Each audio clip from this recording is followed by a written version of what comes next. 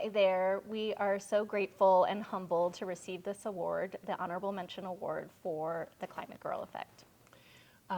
We both are in communication studies, and this is Carolyn Cunningham. She specializes in media studies, girls studies, and technology studies. And this is Heather Crandall, and she specializes in rhetoric and social change. And we have collaborated a lot, and we were like, let's collaborate on something. What will it be? And we looked around and we noticed that the world was on fire. And girls all over the world were screaming about it, asking people to make a difference.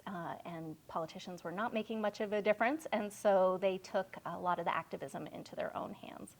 So we started with Greta Thunberg because she was the obvious and most spectacular in media. But when we looked around, we saw there were several different girls that we wanted to highlight. And so we set out on each chapter as a case study, and one of the chapters is about Indigenous girls. And we have the Standing Rock protests. So that was a low-tech effort to put pen to paper and write a protest letter, and then in the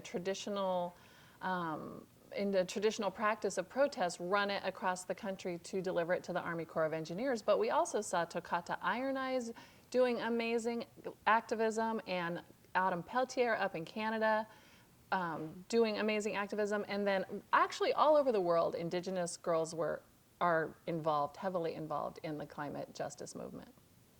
Another case study was how girls were starting their own nonprofits to make a difference in their communities. So Sisters Isabel and Melati in Bali created Bye Bye Plastic Bags.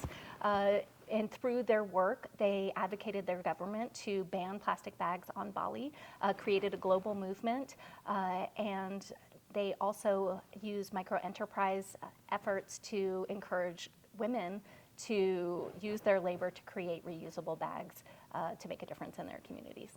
And then we have Mari Kopeny, who is an activist out of the Flint water crisis in Michigan, and she has a technological design, used tech to design water filtration kits that can spread clean water all over the world.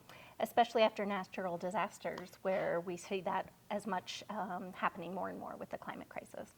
And another case study that we looked at was how girls are designing apps and video games to raise awareness about the environment and also make a difference through using apps to track things like trash pickups. So all of these different case studies really inspired us to think about girls' labor as